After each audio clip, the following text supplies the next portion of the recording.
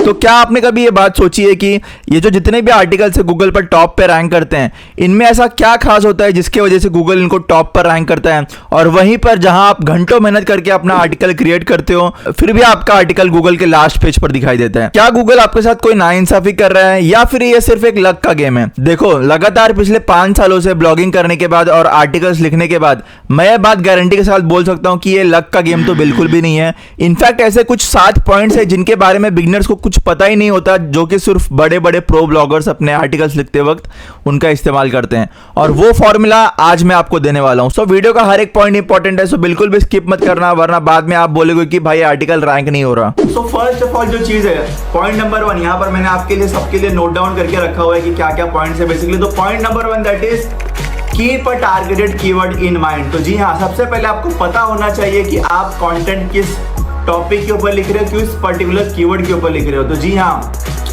आपको बेसिकली एक सिर्फ कीवर्ड को पकड़ के चलना है। ओके, अगर आप कोई भी आर्टिकल लिख रहे हो अपने ब्लॉग के लिए तो डेफिनेटली आपने कोई ना कोई कीवर्ड डिसाइड किया होगा कि हाँ, इस पर्टिकुलर कीवर्ड को मेरे को टारगेट करना है और इसी के लिए मैं आर्टिकल जो है वो लिख रहा हूँ। ओके, सो एक आपका जो कीवर्ड है वो आपके माइंड में होना चाहिए कि आप किस पर्टिकुलर कीवर्ड के लिए अपना ये जो आर्टिकल है उसको लिख रहे हो।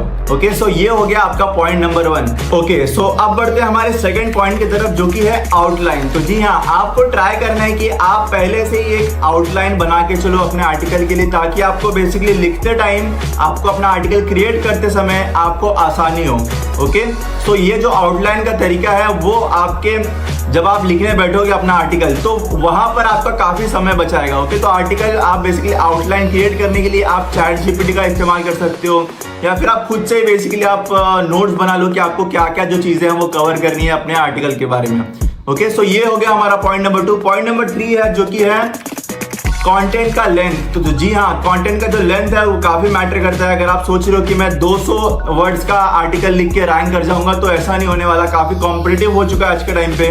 तो आज के टाइम पे जो कंपटीशन है वो काफी हाई है, तो 200 वर्ड से आपका काम नहीं चलेगा। काफी सारे जो लोग बोलते हैं कि आप इतना लिखो जितने में आपका जो यूजर है वो सेटिस्फाई हो जाए, लेकिन ऐसा नहीं है। ओके, अगर आपका जो व्यूअर है जो कि आपका आर्टिकल पढ़ रहा है, भले ही वो 200 वर्ड्स में सेटिस्फाई हो जाएगा, उसको उसका आंसर मिल जाएगा, लेकिन तब भी आपको ट्राई करना है कि आप अपने जो कंटेंट है, जो लेंथ है उसको थोड़ा स्ट्रेच करो, उसको थोड़ा लंबा खींचो। मेरे हिसाब से आपको मिनिमम 1500 वर्ड्स का जो कंटेंट है वो क्रिएट करना चाहिए, या फिर उससे ज्यादा वर्ड्स का। ओके, तो ये हो गया हमारा पॉइंट जो कि था कंटेंट लेंथ, जो कि बहुत ही मैटर करता है। राइट, अब बढ़ते हैं हमारे अगले पॉइंट की तरफ। तो हमारा जो अगला पॉइंट है वो है हेडिंग्स एंड बाइफरकेशन। ओके, तो काफी सारे जो लोग हैं वो ये चीजों पे ध्यान नहीं देते। ओके, प्रॉपर आपको क्या करना है कि आपको ट्राई करना है कि आपका जो कीवर्ड है, जो आपका टारगेटेड कीवर्ड है, आप उसको यूज करो अपने हेडिंग्स के रूप में। आप उसके कीवर्ड को, वेरिएशंस को यूज कर सकते हो अपने हेडिंग्स के रूप में। राइट, तो इस तरीके से आपको हेडिंग्स क्रिएट करके चलना है, आपको बाइफरकेशंस क्रिएट करना है। ओके, ऐसा ही नहीं कि आपने सिर्फ आर्टिकल लिखना चालू किया और आप लगातार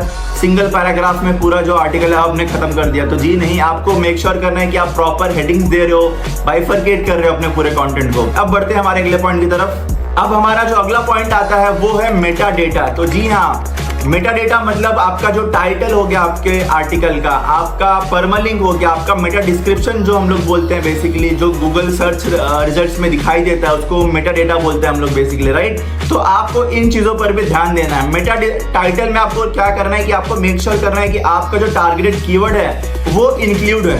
okay, for example let suppose आपका टारगेटेड कीवर्ड है कि रेसिपीज इन हिंदी। ओके, ये लेट सपोज ये आपका टारगेटेड कीवर्ड है, तो आपको मेक श्योर करना है कि आप इस पर्टिकुलर कीवर्ड फ्रेज को आप अपने टाइटल में भी यूज कर रहे हो। ओके, तो ये काफी इंपॉर्टेंट है। आप इस चीज के लिए रैंक मैथ या फिर योस्ट एसईओ प्लगइन का यूज कर सकते हो। वहां पर ये जो टूल्स है बेसिकली वो आपको हेल्प करते हैं ये बताने में कि आपका जो ऑप्टिमाइजेशन है वो किस अच्छा है या नहीं। बेसिकली आपको एक स्कोर देंगे वो लोग। राइट, सो आपको बेसिकली मेटा डेटा पर ध्यान देना, आपको मेक श्योर करना है कि आप अपने कीवर्ड्स को प्रॉपरली अपने जो परमालिंक्स हैं, अपने जो डिस्क्रिप्शंस हैं उनमें यूज कर रहे हो। राइट, तो ये हो गया हमारा मेटा डेटा वाला पॉइंट। आगे बढ़ते हैं, अगला जो हमारा पॉइंट है वो है यूज ऑफ मीडिया। तो जी हाँ, आप ट्राई करो कि आप अगर कोई पर्टिकुलर इमेज यूज कर सकते हो अपने कंटेंट में, वीडियो यूज कर सकते हो, ऑडियो यूज कर सकते हो, जो भी कुछ आप यूज कर सकते हो आप इंसर्ट करो उनको अपने कंटेंट में, राइट। वो काफी हेल्प करते हैं आपके कंटेंट को बेहतर बनाने में, ओके। तो जो व्यूअर है वो पक जाएगा, हो सकता है कि लगातार टेक्स्ट देखते देखते हो सकता है कि वो पक जाए, आपका कंटेंट छोड़ के चला जाए, ओके। तो वो आपके लिए सही चीज नहीं है, इसलिए आपको ट्राई करना है कि आप टाइम टू टाइम अपने आर्टिकल में पिक्चर्स और वीडियोस का भी यूज करो। हमारा जो अगला पॉइंट है वो है use of internal as well as external links. तो जी हाँ, आपको मेक श्योर करना है कि आप अपने कंटेंट के अंदर जो कि आप आर्टिकल लिख रहे हो, आप उसमें प्रॉपर रिलेवेंट जगहों पर इंटरनल लिंक्स भी दो, यानी कि अपने ही साइट के किसी और पेजेस का लिंक्स भी दो और बाहर की किसी साइट्स का भी रेलेवेंट लिंक दो। फॉर एग्जांपल आप ट्राई कर सकते हो, लेट्स सपोज आप लिख रहे हो आधार कार्ड के बारे में, तो आप आधार कार्ड जहां जहां वर्ड आता है वहां पर आप रेलेवेंट लिंक दे सकते हो एक्सटर्नल साइट्स को। फॉर एग्जांपल आप विकिपीडिया का कोई लिंक दे सकते हो, आप गवर्नमेंट के किसी ऑफिशियल वेबसाइट का लिंक दे सकते हो, ओके। तो ये भी काफी मैटर करता है बेसिकली ऑन पेज एसईओ के रूप में, ओके। तो ये हो गया हमारा इंटरनल लिंक्स, बेसिकली लिंक्स वाला पॉइंट। आगे बढ़ते हैं हम अपने अगले पॉइंट की तरफ, जो कि होने वाला है targeted keywords and keyword variation. तो जी हाँ, आप अपने जिस कीवर्ड के बारे में बेसिकली आर्टिकल लिख रहे हो, आपने उसका प्रॉपरली जगह जगह पर यूज किया है कि नहीं, ओके। तो यूज करने का ये मतलब नहीं कि आप जबरदस्ती ही अपने जो कंटेंट में अपने टारगेटेड कीवर्ड्स को ठूस दो, जी नहीं, वो कीवर्ड स्टफिंग में आ जाता है, ओके। और जैसे ही गूगल को इसके बारे में पता चलेगा, वो आपके पेज को, आर्टिकल को या फिर पूरे वेबसाइट को ही पेनलाइज कर सकता है, ओके। तो ये आपको जबरदस्ती बेसिकली अपने कीवर्ड्स को डालना नहीं है, आपको ट्राई करना है मेक श्योर रेलेवेंट जगहों पर आप अपने जो कीवर्ड्स को यूज कर सकते हो, कीवर्ड के वेरिएशंस को यूज कर सकते हो, ओके। जरूरी नहीं कि आप उसी पर्टिकुलर एक कीवर्ड को यूज करो, आप उसके अलग अलग वेरिएशंस को भी अपने आर्टिकल में इंक्लूड कर सकते हो, ओके। तो ये थे हमारे कुछ, मैंने आपको अभी 7-8 कुछ पॉइंट्स बताए जो कि आप यूज कर सकते हो अपने आर्टिकल्स को लिखने के लिए, ओके। तो 2024 में आर्टिकल्स लिखना कुछ अलग नहीं है 2020 से 2022 से, ओके, सेम ही है। बस आपको इन चीजों का जो है वो ध्यान रखना है, आगे भी यही चीजें मैटर करने वाली है, ओके। सो आई होप कि आपको ये जो वीडियो जो है वो पसंद आया होगा, आपको कुछ ना कुछ सीखने को मिला होगा। अगर आपको सीखने को मिला then drop valuable in the chat box, आप नीचे कुछ टाइप कर सकते हो कमेंट्स में। मिलते हैं अगले वीडियो में, थैंक यू सो मच। काफी टाइम बाद आ रही है इस चैनल पे वीडियो, ट्राई करेंगे कि हम लोग रेगुलर पोस्ट करने का, राइट।